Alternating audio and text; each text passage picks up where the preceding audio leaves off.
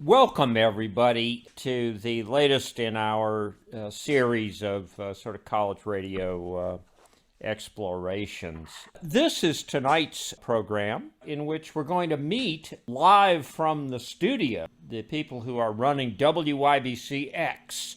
And I want to just say a couple of words before we get going. First, thanks so much to Ken for helping arrange this, and thanks so much to my many partners in crime. A number of you are on the call tonight.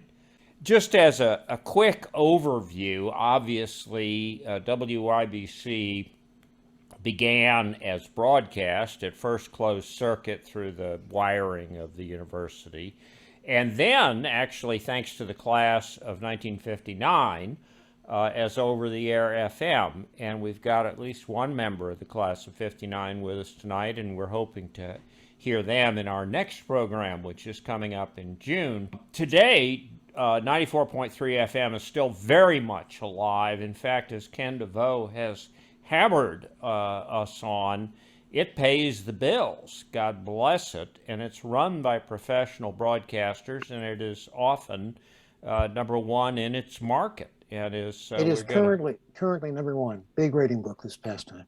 That's great. Tonight, though, we're going to be talking about a different part of WYBC, which is the other half, the part that's run by students. It's called WYBCX. I'll let them explain where the name came from. And it's a streaming radio station. It's at WYBC.com, and it features, music, news, sports, interviews, commentary.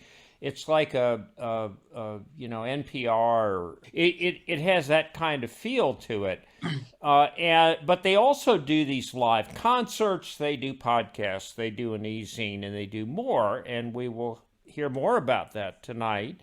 This is the studio where they do it, and you can see it behind our hosts tonight, Meg, Lydia, and River, who are in the checkerboard of your screen, hopefully. This is actually in the second floor of a building that was purchased by the Board of Governors using the revenue from the operating agreement that they have been able to negotiate. And I wanted just to say quickly about tonight's hosts. You guys are so generous to spend some time with us. This is the brief bios and majors and so forth. And we are really delighted to have you here. And I'm going to stop my share, Meg, and turn it over to you. Hi, I'm Meg. Thank you so much, Kevin, for that introduction, and also Ken and Rich and everybody who helped put this together. I'm going to share my screen, and we're going to talk about WYBC.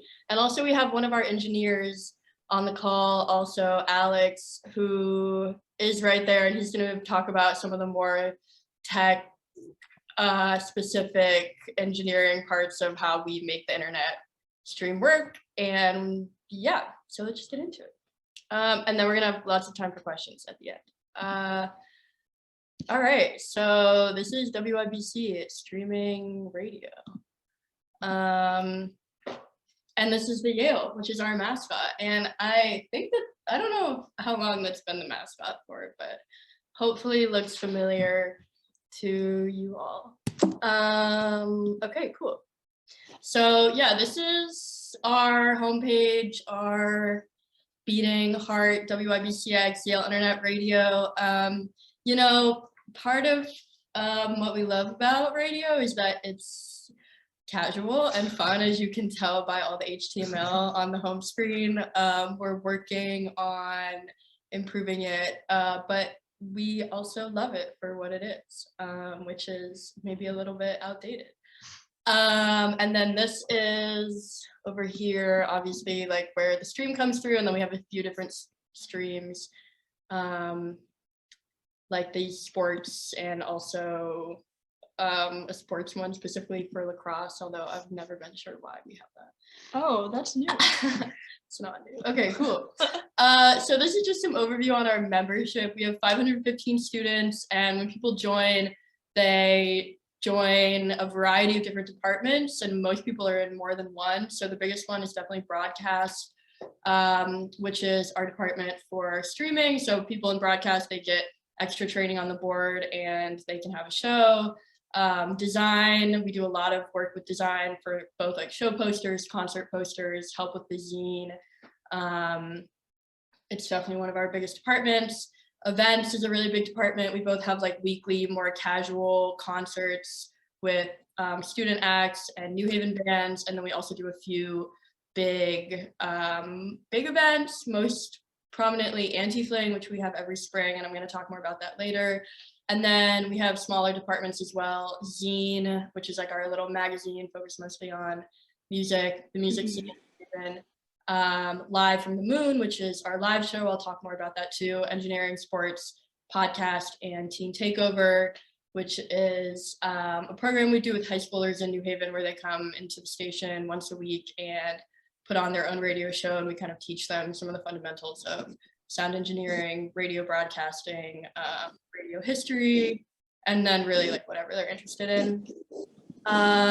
We do training twice a year at the beginning of each semester, 7 to 8 weeks long, and consists of both like getting to know people on radio and kind of getting a feel for the community, and then also learning how to work the board, even if they're not doing broadcast or doing a show.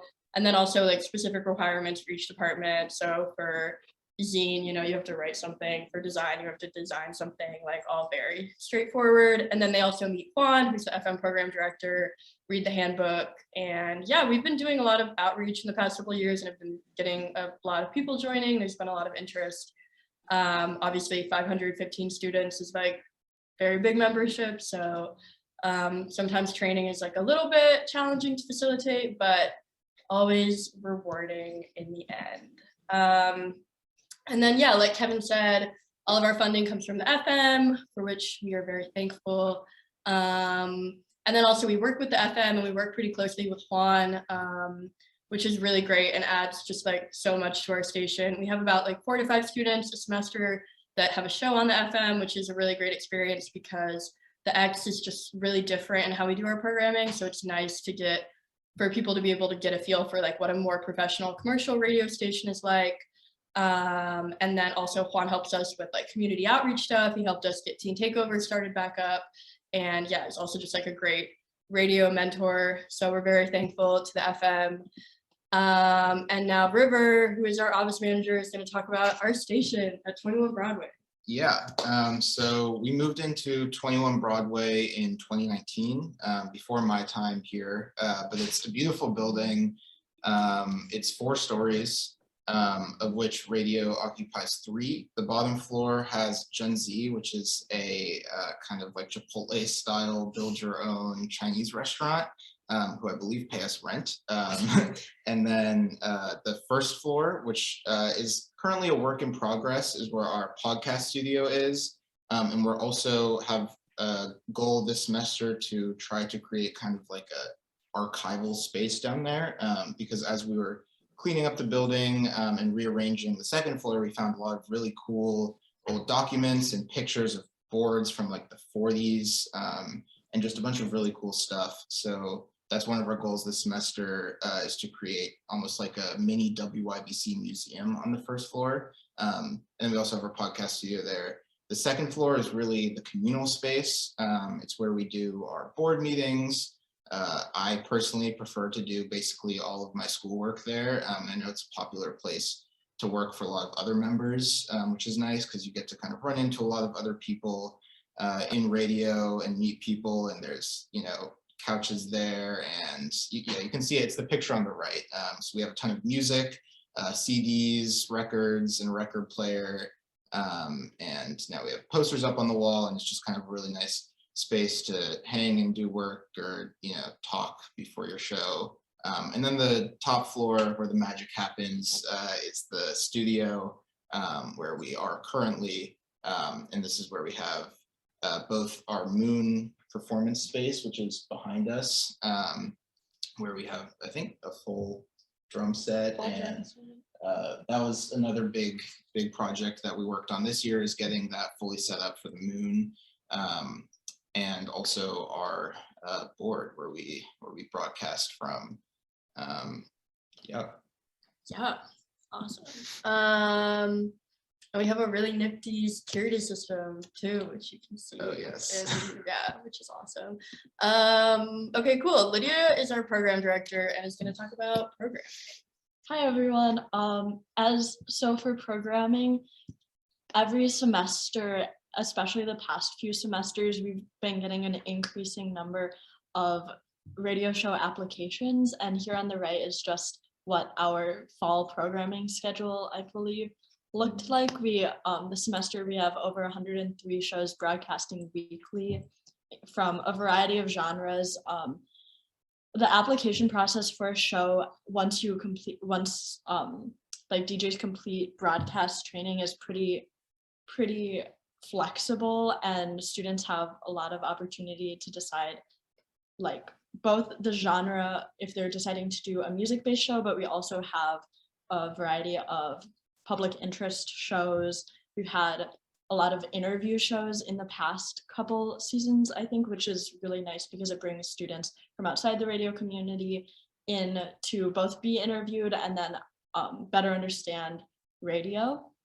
Shows vary from like a half hour to an hour long, which is, I think the half hour option is fairly new for radio because it allows like both more shows and more flexibility in the types of shows, especially those that have more production or like more research going into them in advance. Yeah, I think that's all. Yeah, from programming. Yeah.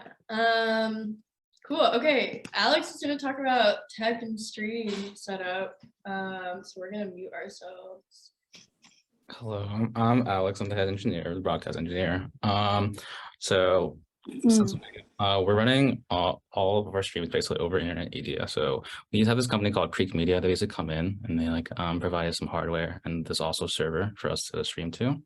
So we have the website. You can go to WYBCX.com. It's called IceCast basically. So basically we can stream digital audio to the whole kind of setup is that we have our board and it's got 4 mics attached to it. They're all preempted by the board. And then basically we can put whatever other inputs in there as well. So we put things like our general automation. It's we use Spotify primarily to kind of run general music.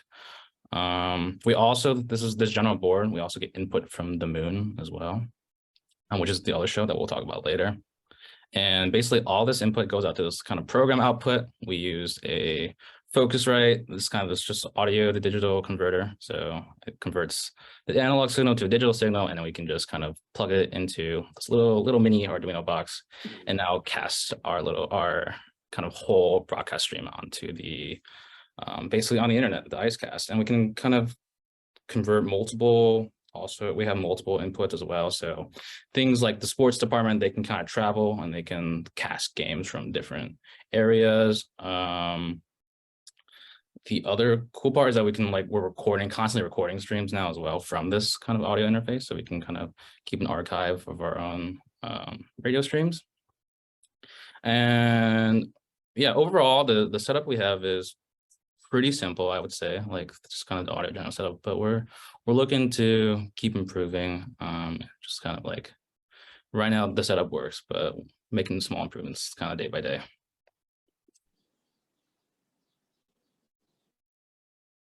Awesome. Thanks, Alex. Yeah, Alex really keeps the whole place running and we really appreciate him. Okay, cool. Other cool stuff we do. Anti-Fling, this is our really big spring concert. We have it at Toads every year. On the left, that was our poster for last year, which actually ended up being in the fall because we ran into COVID issues in the spring. It was a great show.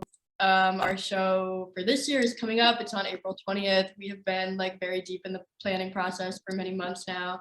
And it's a great thing that we do in part because it's free for all Yale community members and then also only $5 for everybody else. So it's just very accessible, providing music to New Haven. Toads has a huge capacity, so a lot of people can come. And it's also great because people on radio this year, me and Lydia and River, get to learn the ins and outs of booking a show, dealing with artist management, dealing with managing all of the tech and the the hospitality and dealing with the venue. And it's just like a great experience into kind of music management that not really any other place on campus provides. So love that. And our amazing design team / design head, her name is Sarah, made both of these amazing posters. So that's another just like very important part of radio. And then other stuff, some of this is smaller. We have our this acronym. It stands for relatively dark blue, neither purple nor green. It's the name of our zine. And that I've been told is a description of Yale blue, although I don't know where that came from. So I'm just taking whoever told me that. So yeah, the zine comes out generally once or twice a semester and kind of focuses broadly on music and arts culture at Yale and in New Haven, but again is very freeform, so students can really do what they want with it. We do sports broadcasting. Most recently, our sports department went to the Yale Cornell basketball game, which happened like 2 weeks ago. Yale won, which was awesome. And they call it live. Again, like really great experience, not really provided anywhere else on campus. And then Live from the Moon, which is honestly like one of my favorite things we do in radio. So this on the bottom right, like that photo is what you're seeing behind us. So our top 4th floor is kind of separated into our broadcasting space, in which the walls are painted gray, and then our moon space, in which the walls and the carpet are orange, which is kind of cool. And we stream music directly live from all the instruments, mix it live, and then put it up on the air. And we have a live audience and also interview the artists. And this is one of the more recent student bands we had in the top right photo. They came in like 2 or 3 weeks ago. Alex handles most of the tech for that. We got it really all set up this year because we used to do it at the old station, and when we moved, it never really got fully set up again. So that's been a really awesome accomplishment, and it's just nice to provide more spaces for student artists on campus. Cool. And yeah, and talking to all the alumni, they really wanted to make sure that like people were still important at WYBC, even with all the changes. People are definitely important. Really big organization, 515 people, but this is the board of the current year. And within like that really massive organization, like there are definitely like pockets where people are more committed, spend more time doing it, and pretty tight. And we go on the streets together, we take fun photos together like these. We're gonna frame it and put it up. I was trying to loosely go off of like the 1950s, 1960s board photos, but not everybody owns suits anymore, so we switched up the dress code a little bit. And yeah, this is on the Broadway Island, which is also right outside of our station. So that's kind of all we got. We love WYBC, and we would love to take any questions from you. And thanks again to Ken and Kevin for organizing this whole presentation. That is great, you guys. And where is Alex? Alex, thank you so much for joining us. But I want to throw open to the group. Anybody questions? I have a quick question for Alex. Did you say that your signal, you were doing analog to digital through an Arduino box? Sorry, I didn't mean to say Arduino. So the Arduino basically it takes the digital signal. It doesn't do the conversion. We have a Focusrite. It's just a Focusrite audio interface, basically. Got it. It's very simple. Thank you. One of Meg's early slides talked about a WYBC procedures book that healers, if they're still called healers, have to study. Is that available online? I'd be very curious to see that. It's not available online, but it is available in PDF version. I can send and I it could to you send to it to send you. in the chat. I actually have it. Can I send it right now? Yeah. Yeah. Okay, I'll send it right Handbook? now. I'll put it in the. Cool. It might be the 2019 handbook is the It one might I have be- from It might be Thank the you. 2019 handbook. I think that's the one that I don't think it's been updated since 2019. here. Yeah, it's this one. Oh wait, can you send it? to Yeah, me? I can. That's okay. I haven't been updated either. So We're gonna All send. of us, Meg. I'd like to clarify that. They haven't been called healers. Yeah, we don't really call them healers anymore. I mean, we do sometimes. No, I think that's something the YDN, YDN still adopted, does so that. then we We stopped maybe. Yes. Yeah, I know a bunch of other organizations here that definitely do heal. I think most like older organizations call it healing, but I don't think we use the term healing anymore. Yeah. Yeah. Paul, do you want to? Yeah, I'm class of 59. I was the business manager at the time trying to balance the books. Our income from largely beer and cigarette advertising was, I reckon, about $17,000 to $20,000 a year at that time. Doesn't sound like much, but it was a lot for us. I have two questions. One, do you have any idea what your listenership, viewership is in aggregate for, say, during any typical week or month? And the second question is, what is the relationship between Yale University, Yale Corp, if you will, and WYBC FM? Yeah, both great questions. In terms of listenership, we don't get numbers from the website. That's actually one of the things that we're trying to change with our new website redo, which we're doing. I can give you an estimate. I think it's not massive. If I'm being honest, I think people's friends and parents listen to their shows, but not always a super wide audience. Although sometimes I'm surprised by a random person emailing coming in. I'm gonna guess monthly, maybe like 600 listeners, individual listeners. Does that sound about right to you? Yeah. So again, it's not really like what it was in the FM days, but you know, it works for us. In terms of Yale and FM, they definitely do. They collaborate on things. They have a big thing they've been doing recently is like, I don't know what the exact format of the collaboration is, but it's just support for Black-owned businesses in New Haven. And I think that Yale might pay to run advertisements of said businesses on the FM or pay a part to run those advertisements. Juan has told me in the past about meetings between him and Peter Salovey, and that they're generally positive and collaborative. And but yeah, they definitely collaborate in some ways. I will say one thing, I don't know, did you say this when we talked about 21 Broadway? 21 Broadway is the only building on Broadway that is not owned by Yale. So I don't know if you all have been to I'm sure you all come and visit New Haven, but Yale has really been buying up like lots of real estate and property. And Juan told me that maybe Yale is not super happy that we have the one little only remaining building, but I mean, we're not doing anything crazy with it. Like, I doubt that just a follow-up question. Is WYBC FM totally private or commercially owned? I'm gonna say it's commercially owned. Ted, you can correct me on this if I'm wrong.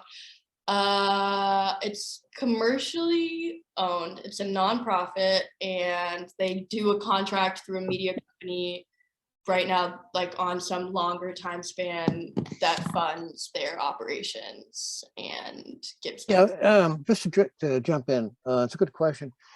WYBC is owned by Yale Broadcasting Inc., which is us. It's not Yale. Yale doesn't own us. They don't manage us. They don't fund us.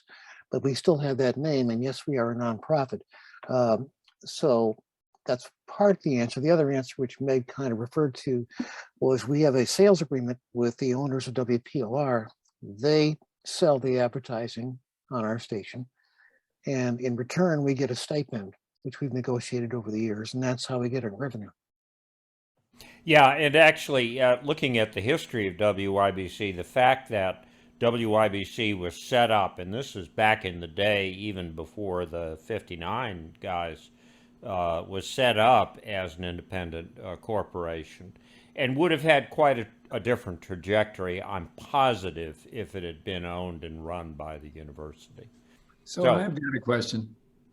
Yeah, please. Steve Edelman, class of 66. If I remember correctly, we were strictly closed circuit to the Yale campus. And all the shows were done by Yaleys, for Yaleys, et cetera. So now if I understand this, there's a separate station that is #1 in the marketplace commercially, that is WYBC. Now, that's a whole different ballgame. How is it #1? And what part do Yaleys play with their programming to keep it #1? Yeah, I'm sorry, go ahead. Oh, Meg, why don't you start? I'll fill in. Okay, I can start on this. So you're asking, how does the FM get to be #1, and what do Yaleys do to keep it at #1? Well, yeah. What's the format on this #1 station that makes it #1 in FM? And #2, are Yaleys a big part of it, or do they just have a little cut and then they do a little show? I mean, I'm not sure how that works. Yeah. Let me answer your second question first. We really, like, the FM is really managed pretty separately from students, like it's really mostly done by Juan and like his people who are like full-time employees. So when students have shows on the FM, we generally have like nighttime shows, we pre-record them, and it's more of like a learning opportunity, but we're not like the backbone of that FM station. Like it's really managed separately from the X. As to like how it gets to be #1, I mean, it's a great station. It's like a lot of R&B music, a lot of like relatively upbeat but not top 50, so like good music, mostly music, some talk shows that are really popular, and then they're also just really involved with the community, so they do a lot of like events and concerts and scholarships, like business support, that I think definitely contributes to their #1 as well, because it's so local and connected to New Haven. But yeah, like the FM and the X operationally are like totally separate, except for the BOG, which the Board of Governors, which like governs both of us and like helps decide our budget and management, but like day-to-day operations, very separate. And when students work with the FM, it's like a personal, individual learning activity for them and their show. Yeah. Meg, who does the Board of Governors represent? The Board of Governors represents Yale Broadcasting Corporation, Inc., as I understand it. But that's separate. Clarify something.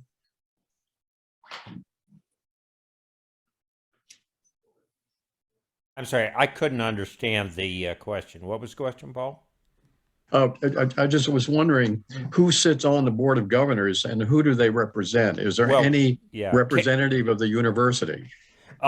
Ken DeVoe is here and is actually on the Board of Governors. Ken, maybe you could take that one. Yeah, the board is mostly alumni. There is a community board member. We also have a couple of members at large who are not necessarily alumni of Yale. At one point in time, Yale did have 3 seats on a 9-member board, and we sort of, over a period of time, we had some differences and we parted ways with that arrangement. So Yale does not sit on our board anymore in any form, but it's mostly alumni, and they are nominated by, let me tell you, existing board members. When we recruit new members, we suggest nominations to the E-board, the general board, and the general membership does actually vote them in. Is that right, Meg? Does that sound right? That the general membership votes them in? Yes, that's right. Yeah. Because I remember we voted in the 2 people that were new last year. Yeah. And I want to add that going back to, I remember from when I was involved in the radio, which is late 60s, somebody's got a dog, by the way. Whoever's got the dog should mute. The late 60s, this was true too, that there was a Board of Governors that ran the corporation. And essentially the corporation, there are kind of 2 things going on. They're the students that do their thing, watching over them as a group of grown-ups, if you will, who make sure that the business runs so that the students continue to explore media. And looking at this historically over the last 50 or 60 years, that's been the setup right from the start. And I think it was part of the genius of the guys who put this together, that they set it up that way. And in effect, WYBC has been running a kind of master class in media and communications at a university that is not terribly friendly to that as a major. Yale basically dumped WYBC. It used to provide the studio space, etc. And now it no longer does. Meg, is WYBCX considered a full-blown Yale student organization? Because I think at one point, Yale said that WYBC was no longer even a student organization. Yeah. We're not technically considered a student organization. So there are some things that we can't do that other student orgs can, like reserve classrooms for meetings. We can't do that. Have like a booth at the extracurricular bazaar. We can't do that. We can't get any funding from the university. So there are like those technical things. We are a student organization because we're like there's a lot of students, and we like I would say they kind of futz the rules sometimes. Like when we get merch, they let us put Yale on the merch, even though it's like copyrighted, stuff like that, and we sell the merch. So I would say some kind of like delicate balance, but we are not a student organization, and we're not interested in becoming one. Like there's not really any need. We have a lot more freedom being separate from the university, and we get our funding from the FM. And also like we are all like a lot of us are students. So when we need to do stuff like reserve classrooms or like promote to other students, it's not like that hard for us to still do that, even though we're not fully registered, if that makes sense. Those are pretty minor things, and we're blessed to still have WYBC, because most universities have sold off their radio licenses and completely abandoned that as an activity. Right. Yeah. And so I guess also not really any interest at all in becoming a Yale official registered student organization, because maybe don't have that much faith that Yale would like put as much investment into us as. And that bulldog is on a leash. Right. Right. Yeah, I have another question. Again, when I was there, I think I was a general sales manager, and it was wonderful to be able to get involved in selling radio advertising. It was just a lot of fun. We went out into the community, and we're selling. You guys don't have that opportunity. That's not part of what you do, or you do? No, we don't do any advertisement selling. Okay. And just briefly, why are all the universities dumping the radio stations? This is not anything I was aware of. Why? They have no interest in the educational aspect of it, for getting people into jobs in broadcasting, which are no longer seen as available or desirable for the most part. And they don't want to run a radio station, and people are willing to buy the license. So, they may end up putting new seating in a classroom instead of having a radio station. Huh. I wonder if Dick Ferguson, you might be able to speak to that. You're an industry guy. You know what's going on. Yeah, hi everybody. I worked with a company that basically sells all the advertising on WYBC FM, and Ken and I got started together in 1967 when we both graduated from college. I went to Union in Schenectady at WNHC, and it was an exciting time to be in radio. For those of you who were around in the 60s, Kevin and I worked at the same radio station together, and the next big thing that came along was FM, which kind of resuscitated the business and made it, really exciting. And it was an opportunity for many people to be entrepreneurial. We bought an FM station in Southern Connecticut for $300,000. It's called Star 99.9 today. And the station, at one point was worth $27 million. So I saw somebody open their mouth there. The sad part is that station. Yeah, but you know what? The sad part is that radio station today is probably worth 9, 10, 11. So, the sad fact is, and it is sad for me having spent my life in the business, that in many ways the world has moved on from radio.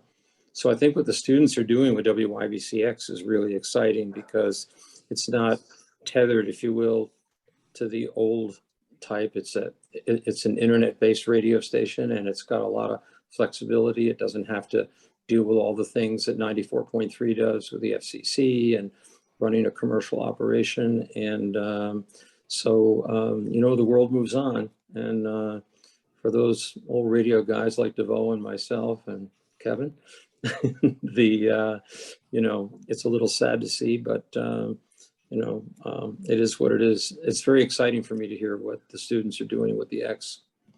In light of what Dick just said, Meg, you might want to share the slogan for WYBCX. Our slogan is "Radio is dead." Long live radio! Long live radio! You know, such a pause for the dramatic effect. Yeah. If I'd known that, I'm not sure I would have tuned in. Yeah. There was Radio is dead. Long live radio. It's a great slogan. There was someone a couple years ago who I think when they graduated from Yale got like the tattoo on their knees, and one of them said radio is dead and the other said long live radio. Paul, you've got your hand up. Yeah, very interesting, Meg. I wonder if there is any official vetting process that you have to go through, such as we had to go through when we finally got the station onto commercial FM. We all had to get FCC licenses as broadcasters, and that was challenging at the time in 58, 59. The other thing I'm wondering, do you all know of the NPR broadcast once a week called On the Media? Have you heard of that? I have never heard of that, but it sounds cool. It is very cool, and they do a look for 1 hour on the media in general, journalism, radio, TV, internet, and they've just done a 3-part series, which you can get a link to on the NPR.org website. They've just done a series on the effective control of FM and radio stations by the conservative radio owners and the evangelicals, including Salem. I never heard of Salem until I heard about it on the media, but it is gigantic. And it occurs to me that it would be very interesting for you all to talk to the on the media producers, and I'll bet you could get them to spend some time on you, WYBC-X, and your type of radio as opposed to the commercial. You get in touch with them. Yeah, Great that's idea. The series is excellent, by the way. It's a 3-part series and it is fantastic. So listen to it if you get a chance. yeah. Yeah, no, that would be really cool. I will listen. And I think your initial question was, do we vet our? Yeah, I mean, you don't have to get a license from the FCC to broadcast on the internet, I take it. Do you have to go through any kind of official vetting, either at the federal level or at the state level or city level? I'm gonna say not that I know of. Not that I know of. Alex is saying no, so that probably means no. We really platform everybody. Yeah, the only thing you have to do is like the licensing for music, right? What'd you say? The only thing you have to do is like licensing for music. That's kind of it, Yeah, right? yeah. I mean, we deal with licensing for music, but People can say No restrictions, not anything. no, but they Well, it's in the guidelines. yeah. May I comment? Yes, please. I'm Les Reese, and I was the chief announcer in 66. And we did have the FM station. In fact, it was there back into the late 50s. And we did all acquire third-class radio licenses, which pretty much meant we probably weren't going to blow up the building. And then you had to have one person with a first-class license, and we were always lucky enough that there was some student that had worked at some serious broadcast center. We had, for a couple of years, a guy who had been at ABC TV in New York, but you had to have one of those, and the rest of us had a little blue certificate. They don't do that, and those third-class licenses no longer exist. That's all gone.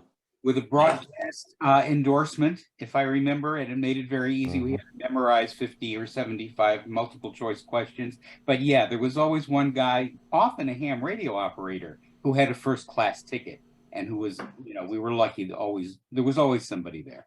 But we all who wanted to be disc jockeys had to make that trip down to New York City to the FCC office and take that test. And we would be so proud to come back to New Haven with that little blue sheet of paper. I had the oldest one in existence. There was a typo, and mine was dated 1864. The point of the person with a first class license was not so much about blowing up the building, although some of us were interested in that when we were undergraduates. It was not blowing up the transmitter or not letting any of the on-air people do anything that would blow up the transmitter. Yeah, I was a guy who had a first class commercial license just because I started as a ham radio operator at age 15. And then at age 16, I just went to New York and took the test and passed. And one of the things that I did, we used to have two carrier current stations, one at 640 AM, 640 kilohertz, one at 540. Ray and Nora. Yeah, exactly. Ray and Nora. Well, Ray was a commercial RCA job, and Nora was a homebrew, and it was not working. So I rebuilt it using my ham radio stuff and got it back on the air. But Nora was just a simulcast of the music and programming of WYBC FM. Or am I wrong about? Yeah, that's right. Ray was more student-run stuff, including we had something called it was a very imaginative guy called Bob Mitchell, who had all these fantasies from like Buck Rogers films, right? And I remember he created a character called Mung the Muscleless, who was the bad guy threatening the damsels in distress and so forth and so on. So I built that transmitter in 1963, and I promptly flunked out because I flunked French, which counted as a double course. And I went to work for ABC Television in New York as a technician, or it was a man's job with a man's wage, and had a wonderful time. And I really concentrated on WABC FM. So I learned a lot about commercial radio. In those days, you could have bought an FM station for $100,000 in a major market because the technology, you could see the technology coming for car radios to tune FM. But in the old days of vacuum tubes, most car radios were just AM only, and FM. And if you had an FM license, you just simulcast your AM station. And then the FCC came along and said, no more simulcasting. If you have an FM license, you have to do independent programming. So that kind of made the industry, and the technology started to put FM radios in cars. And I love that, and the point is really well taken. There have been these inflections in the technology, and we're in one now where, as Dick made the point, the broadcast is declining in value and media influence, while streaming is on the rise, and it's totally unclear where streaming is going to go. That's why I think it's so exciting, Meg, Lydia, and River, and Alex, what you guys are doing. Do you feel any of that, or what do you feel like you're doing?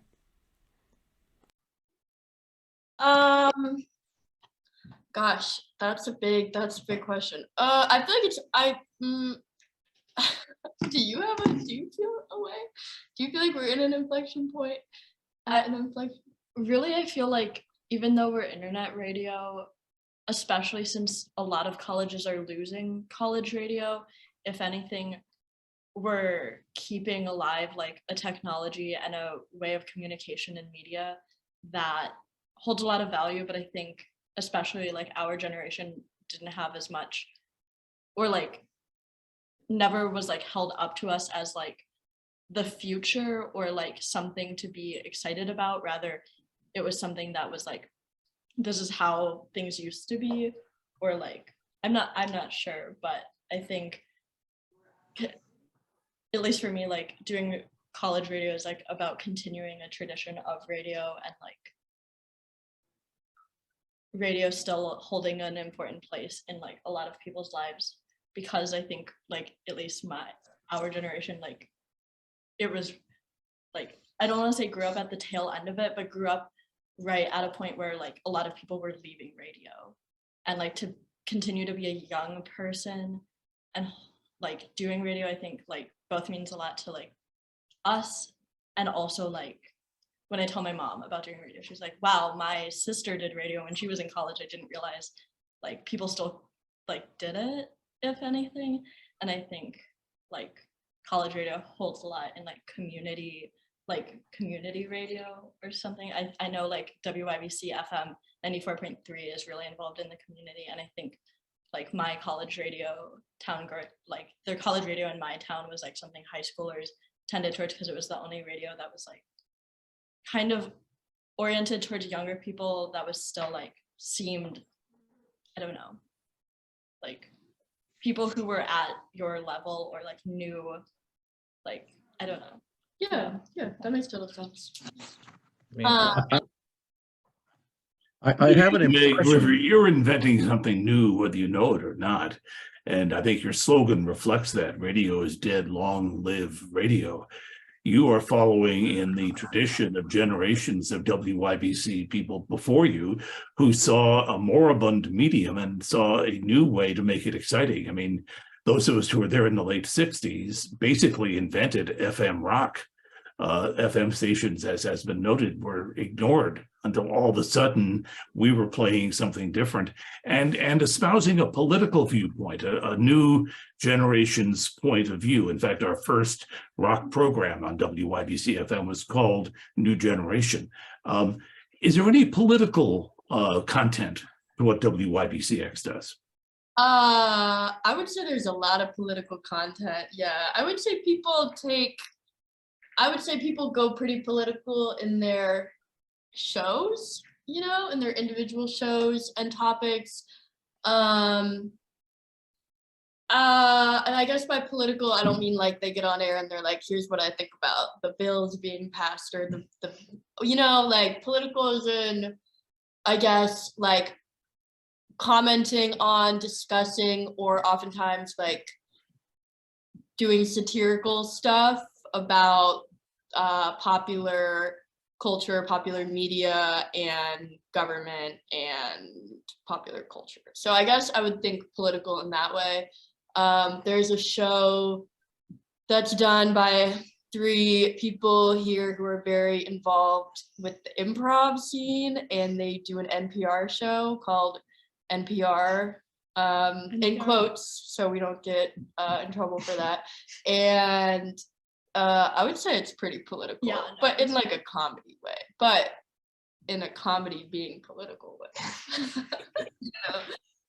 There's a show that is connected to a student publication on campus called Broads, that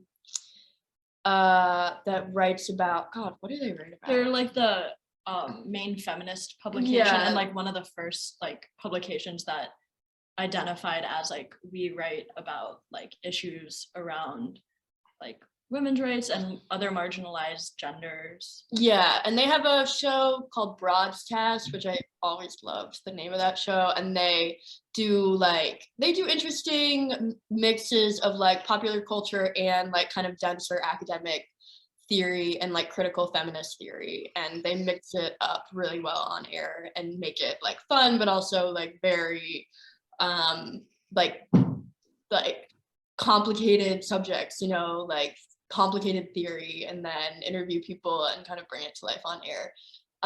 So yeah, I would say people definitely bring a lot of themselves and their own identities and their own politics into their radio shows, which is another great thing about being on the X and being on internet radio, is that just because like it's so unrestricted, it's so freeform, and everybody here is so passionate about a lot of things generally and has stuff they really care about, that it's just so easy to channel that like directly into a radio show and reach like a pretty big audience. And yeah. WYBC has always been about passionate people. Some things never change, and I'm glad to hear that. Meg and Lydia, I have a question. How much time do you all spend? I have a vivid memory from the moment I began healing to the moment I finished being business manager in '59, spending 30 to 40, sometimes 45 hours a week, and struggling to keep up with my studies, my marks, trying to graduate. How much time do you all spend? I would say in a good week, when I'm not super overwhelmed, I spend. Under oath, Meg. Sorry? I said you are under oath. Go on. I'm under. Okay.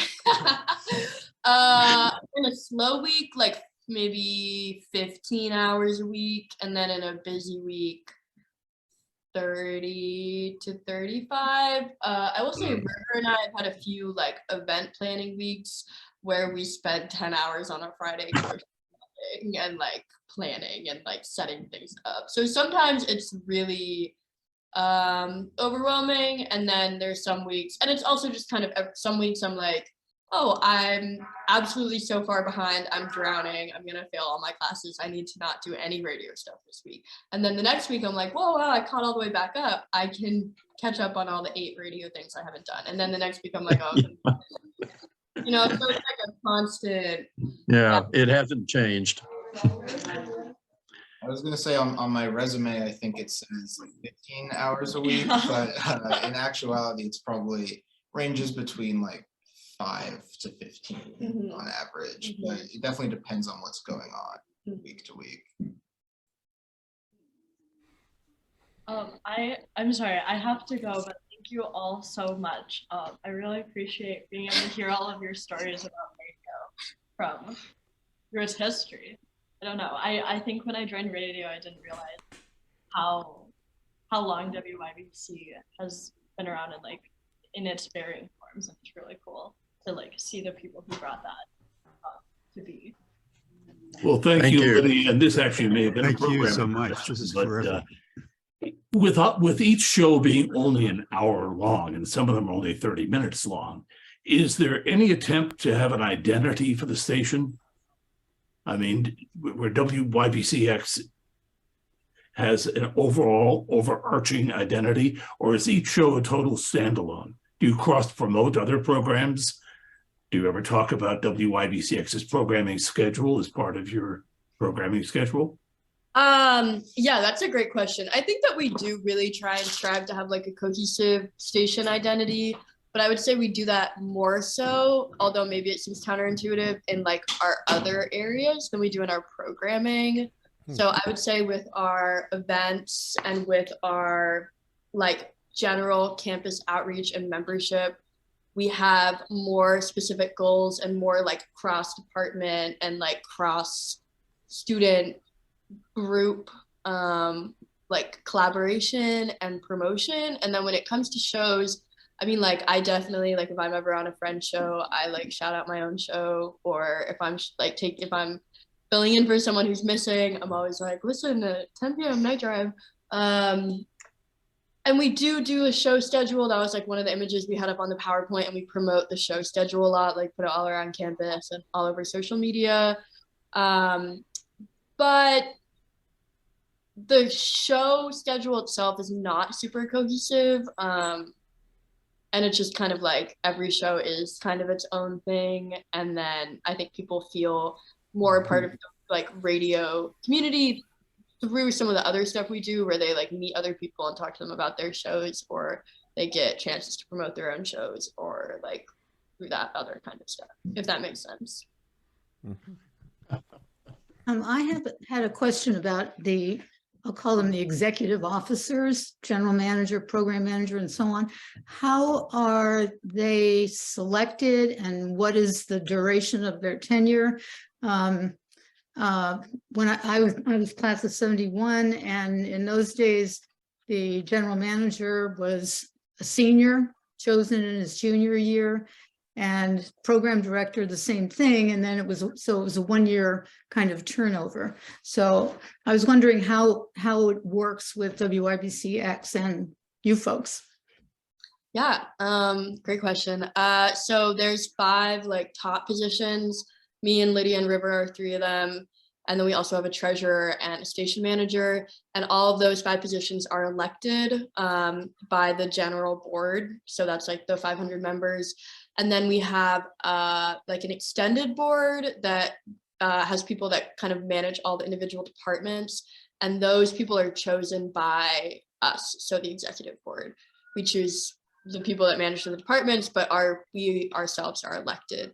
And same thing, year-long terms, except now generally it's juniors that hold the position rather than seniors. So all 3 of us are juniors. And that, I would say, is helpful for 2 reasons. One, senior year just tends to be like a little bit more busy with school and like theses. So it helps to have juniors writing stuff who have maybe a little bit more time on their hands.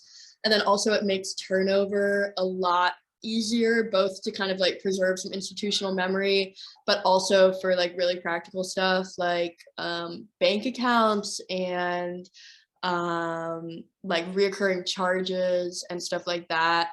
That is always kind of in turmoil with like every year turnover. And that's kind of one of the rough parts about having a student organization, is it just, there's so much turnover, it's hard to get a good schedule going all the time. But having like, when I'm like next year, I'll still be here, but I won't be in like a leadership role, but I'll still be there for like support for the person that comes after me, which I feel like is very helpful.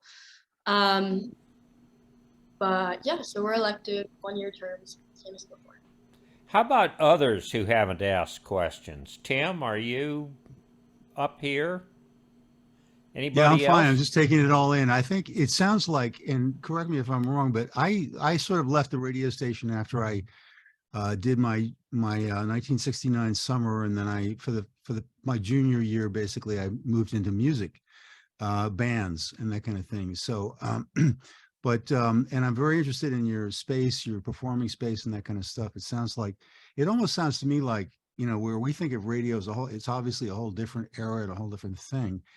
It sounds more like that you guys are doing almost like a assembly of podcasts. It sounds like you're a podcast machine, almost like it's more like it sounds like what you're doing with X has more in common with the podcasting world than what we thought of as the radio world in the old days. That's just my observation. I could be way off base, but I think the old guys here are all we're trying to wrap our heads around what it is, guys and gals, because it's so different. But I think it's very cool and very interesting, and I just wish you all the best and and I hope we can visit the station at some point, us old guys, when we come up for reunions and stuff like that. It's a whole different thing, but it sounds really cool. So that's not a question, a comment, but no, that's great. Yeah, I mean, I think that there are definitely similarities to podcasts. Maybe one difference is that they're not always quite as like well produced or thought out. Sometimes people do just kind of wing it. But like the idea that it's more of like a discrete individual show identity rather than like a cohesive broadcast throughout the day, I think definitely is like podcasts in that way. And yeah, would love to have anybody at the station. If you're ever in New Haven, you can always email me. I should have put my email but I'll send it in the chat. And yeah, we would always love to set up like a station tour. Perfect. I think you may be giving us too much credit for having everything all that well produced before you guys got there, because there are a lot of times that we were doing stuff off the cuff for many years too. Totally. For sure. That's good to remember. How about And also, questions? though, we did have some pre-produced programming, public affairs programming and such. And there were those of us at the station who were fascinated with the ability to manipulate audio in what's just called radio production. And when I've listened to WYBCX, I do not hear that happening. Do we even have a production studio? Does the word production mean anything anymore? The word production definitely means a lot still, and there are a lot of people here that are very interested in sound production and sound engineering. I would say in terms of having like a studio, that mostly happens as far as I know, like on a computer, like on a software, and it's not as much like hardware engineering anymore. I would say the most of the places that we do sound engineering probably are with Moon, and Alex does a lot of that. If you want to jump in on, Yeah, I could talk about production a little bit. Yeah, I mean, we kind of live. I mean, like, although I love all like studying analog tech, and I do take a lot of electrical engineering classes here. A lot of our stuff is digital nowadays, and it's just a lot easier being digital a lot of the times. It just allows us to work quicker. In terms of our main station, like production wise, like I like to think of WYBCX if we had like a radio analogy to like community radio in a sense, which is kind of niche. Like community radio basically, where like kind of people can just kind of go on, like have a voice and things like that. So and that's kind of the lack of like cohesion, I guess, in like the main programming. But just like, but for people's shows, they just don't really need a lot of stuff to like program. Like there aren't like sound effects coming in. We don't have like the soundboard for like the sound effects going in. We don't have I'm not trying to make everyone's vocals just like sound like super crisp and compressed and things like that. Like we don't, like we can emulate it through software, and I've looked into it. But overall, I think kind of in my eyes, like a big purpose is like kind of just community radio basically. In essence, with all these shows. But our other shows like the Moon, our Moon is like sound engineer. Like we do have, I'm on the board. I do a lot of the sound mixing is digital nowadays. There are some analog elements to it, but it was just significantly cheaper for me to just plug a lot of things into digital and have software control things like reverb and everything like that. And I can like record stems basically of every instrument. And we basically now have like a live studio album, you know? And so a lot of the stuff, yeah. And then we send that to the station. So I don't know if you have any other questions about production, but that's kind of like where we kind of stand on that. Other questions, because we're going to have to wrap in about 5 minutes. Phil Falcone, you've tried a couple times. Why don't you go ahead? Thanks. First, I want to say that Meg's comments and Alex's comments, journalism is kind of an endangered business these days, and it sounds like you are giving some training and some opportunity to students from a whole lot of different backgrounds, and you guys all have very different majors.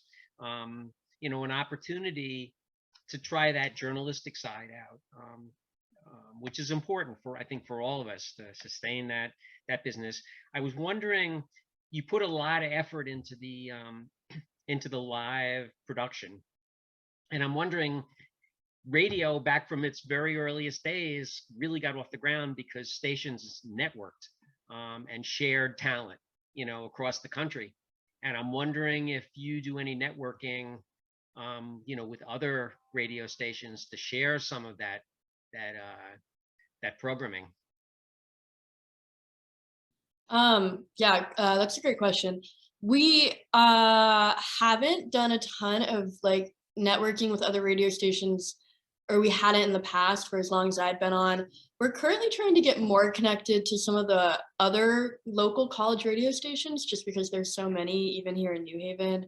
So like places like Quinnipiac, SCSU, University of New Haven, and even Wesleyan, which is only 40 minutes away. Like all these places all have a college radio station.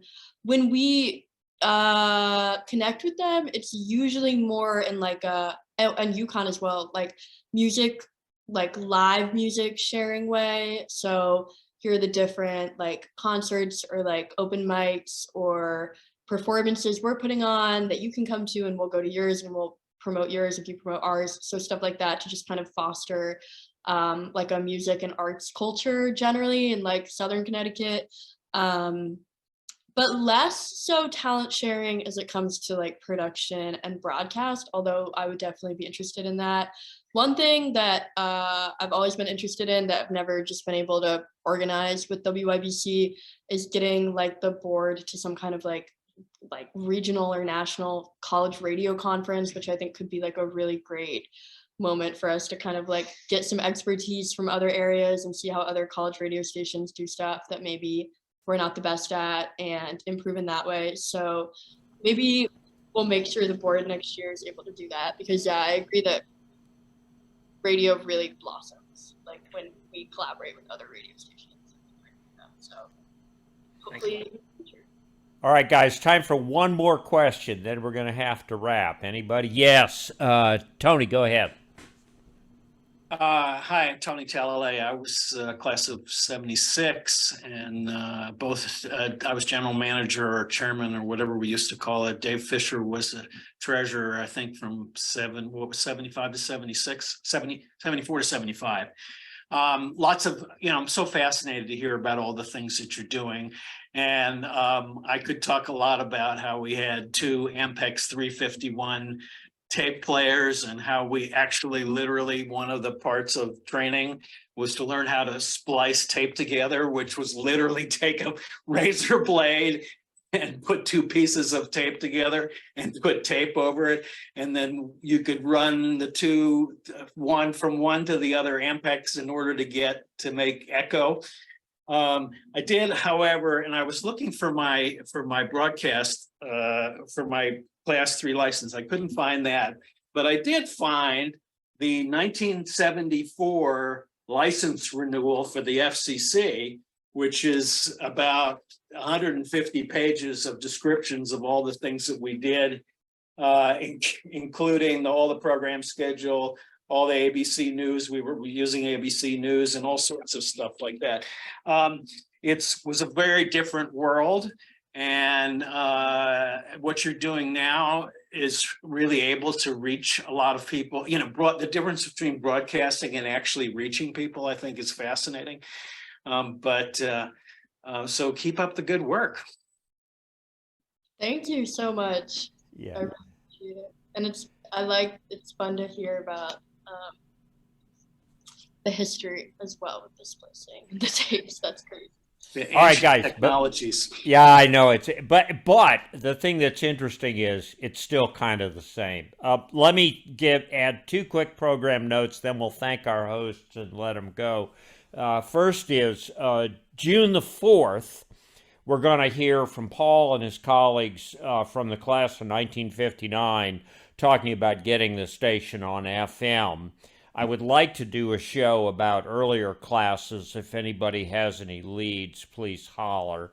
And then in September, we're going to explore, I think, Steve, you raised the question maybe, but this question of how did a kind of almost like a fraternity/radio station become this 2-part thing with a commercial radio station and the streaming. One of the key events in that was the rise of black programming in the 1970s, when really a small group of disc jockeys showed that black programming would grab an audience and keep WYBC at #1. And we're going to hear from those guys in the fall. And we have a couple of other shows coming down the pike as well. So any ideas, please shoot them our way. Could we please have a round of applause for Meg, River, and Lydia? Wow, you guys. Thank you so much. Really terrific. Look at the new station. Great. Absolutely delightful. Okay, everybody. Thanks so much. Thanks for coming, and we'll see you again. Bye-bye. Thank you. Bye. Thanks. Bye. Thanks so much, Kevin and Ken. Dave. Thank you, guys. You were great. It was really wonderful. Terrific. Thanks. All right. Thanks. I'll let you know when we have the video. Okay, bye, everybody. Bye-bye. Bye.